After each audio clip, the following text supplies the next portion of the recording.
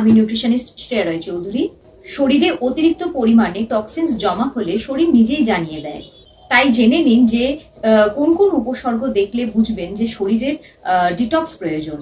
শরীর যেসব টক্সিনস মল, মূত্র এবং ঘামের মাধ্যমে বের করে দিতে পারে না, সেই টক্সিনস গুলোকে বের করে দেওয়াই হলো এই ডিটক্স ডায়েটের কাজ।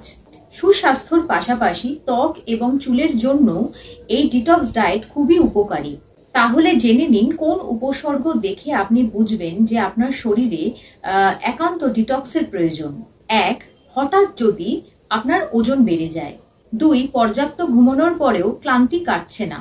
শরীরে টক্সিনসের মাত্রা বেড়ে গেলে এমনটা হয়। 3.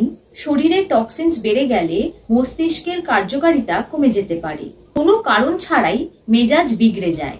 গরমকালে এই সমস্যা বেশি দেখা দেয়। 4. রোগ প্রতিরোধ ক্ষমতা কমে যায়।